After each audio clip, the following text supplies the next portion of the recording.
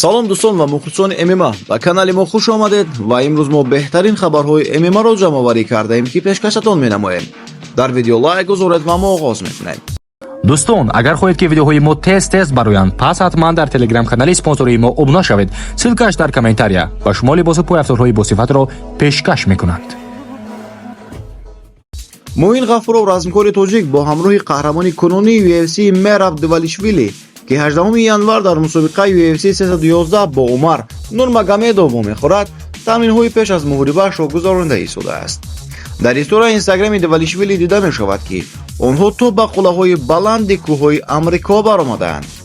ёдрас мешавем, ки дар ин кадр, яъне 18 январ дар UFC 311 Муин Ғафуров UFC 1-2 муҳорибаи навбатии худро бар зидди ҷанговари бебохти ҷопонӣ Рини Накамура UFC 3-0 баргузор мекунад, ки вохӯрӣ дар Лос-Анҷелес хоҳад шуд. гузарондани тамринҳо ба чунин варзишгарони пуртаҷриба ба Муин имконият медиҳад, ки шонси ғолиб шуданашро дучанд кунад, чун бо беҳтаринҳо тамрин кардан ҳамеша натиҷаи олиро фароҳам меорад. албатта ҳарифи Муин варзишгари хавфнок ва бебохт аст. аз ин лиҳоз Муин вазифадор аст, ки ҷиддитар омодагӣ бинад, то дар ин муҳориба аввалин бохтро ба варзишгари ҷопонӣ дода худ даст боло шавад. Арман Сарукян, довталаби унвони қаҳрамони UFC дар вазни сабук, ки пас аз як моҳ октагонро ба Ислом Махачев тақсим мекунад, ба саволи оне ки оё ӯро ташвиш намедиҳад, ки нақшаи муҳорибаи ба қаҳрамони амалкунандаи дивизионро Ҳабиб Нурмагомедов омода мекунад, ҷавоб дод: вақте ки зарбаи вазнин мехӯрӣ, нақшаи ҷангро фаромӯш менамоӣ. агар ман ба ӯ хуб зарба занам, ӯ нақшаи ҷангро фаромӯш мекунад. ин ба он монанд аст, ки дар муҳориба бо Оливера, вақте ки ӯ кӯшиш кард, ки маро боғӣ кунад ва ман плани ҷанги худро комилан фаромӯш кардам. аз ин рӯ ман дар даври аввал Исломро шикаст медиҳам ва пас аз он нақшае ки Ҳабиб ба ӯ додааст лозим нахоҳад шуд.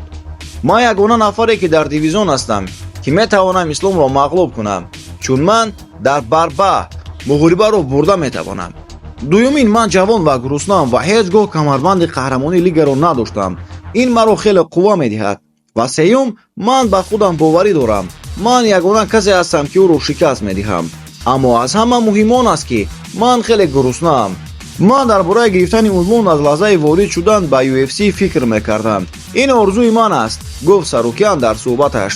ёдовар мешавем, ки муҳорибаи унвонии вазни сабук рӯйдоди асосии мусобиқаи UFC 311 хоҳад буд, ки 18 январ дар Лос-Анҷелес баргузор мешавад. дӯстон, як хушхабар берун аз ММА, аммо аз варзишгари тоҷик. Ассотсиатсияи журналистони риштаи варзиши Тоҷикистон Сомон Маҳмадбековро ҳамчун беҳтарин варзишгари соли 2024 дар кишвар донистанд. асоси натиҷагирии назараҳои хабарнигорони варзиш ба даҳгонаи беҳтаринҳои сол намояндаи се намуди олимпӣ бокс, куштии озод, ҷудо ва самбо дохил шуданд.